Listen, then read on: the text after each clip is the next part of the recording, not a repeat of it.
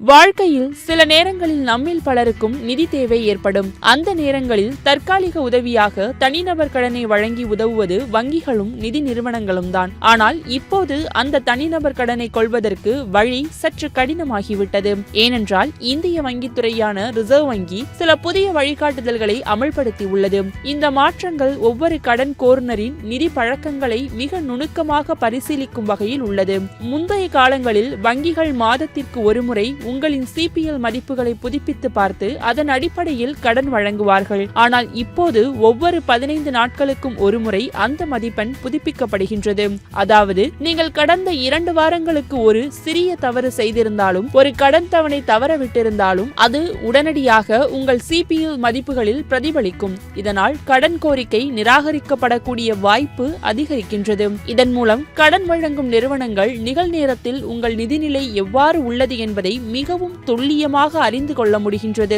ஆகவே இனி ஒருவர் கடன் பெற விரும்பினால் ஒவ்வொரு நாள் நிதி பழக்கத்தையும் சீராக பராமரிக்க வேண்டியது அவசியம். இதேபோல் தங்க நகை அடகு கடனிலும் புதிய மாற்றங்கள் மேற்கொள்ளப்பட்டுள்ளன. வங்கிகள் மற்றும் நிதி நிறுவனங்கள் தங்க நகையை அடகு வைக்கும் போதெல்லாம் அதனுடைய தூய்மை, தரம், உண்மையான உரிமையாளரின் இருப்பு ஆகிய அனைத்தையும் பூரணமாக சோதித்து மட்டுமே கடன் வழங்க வேண்டும் என்று கூறப்பட்டுள்ளது. அதோடு ஒரே நேரத்தில் 1 கிலோவை மிஞ்சும் தங்க நகைகள் அடகு வைக்க அனுமதி இல்லை. மேலும் தங்கத்தின் மதிப்புக்குள் மட்டுமே கடன் வழங்கப்பட வேண்டும்.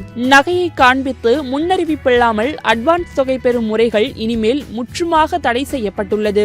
வட்டி செலுத்துதல், மீட்பு நேரம், தங்கத்தின் உரிமை தொடர்பான உறுதி இவை அனைத்தும் இனி கடுமையாக கண்காணிப்பிற்குள் வருவன. இதில் முக்கிய நோக்கம் நிதிமுறையை சீர்படுத்தி வாடிக்கையாளர் பாதுகாப்பை உறுதி செய்தல். இப்போது நாம் காணப்போகும் 3வது மாற்றம் இஎம்ஐ அல்லது மாத தவணை முறையில்தான். முன்பு வங்கிகள் தாங்களாகவே உங்கள் இஎம்ஐ தொகையை உயர்த்தலாம் அல்லது உங்கள் கடன் காலத்தை நீட்டிக்கலாம். இது அனைத்தும் உங்கள் அனுமதியின்றியே நடந்து வந்தது.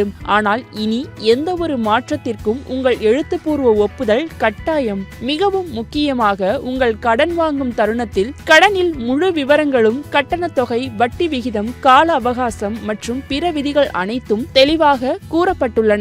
முக்கிய உண்மை அறிக்கை வழங்கப்பட வேண்டும். இதன் மூலம் எதிர்பாராத கட்டணங்கள், திடீர் உயர்வுகள், கால நீட்டிப்புகள் ஆகியவை அனைத்தும் முற்றுபெறும். இந்த மாற்றங்கள் அனைத்தும் பொதுமக்களின் நன்மைக்காக, நிதி ஒழுங்கிற்காக மற்றும் விரிவான வெளிப்படைத்தன்மைக்காக அமல்படுத்தப்பட்டுள்ளன என ரிசர்வ் வங்கி தெரிவிக்கின்றது. ஆனால் சாமானிய மக்களுக்கு இது கழுத்தை நெரிக்கும் ஒரு விதியாகவே பார்க்கப்படுகின்றது.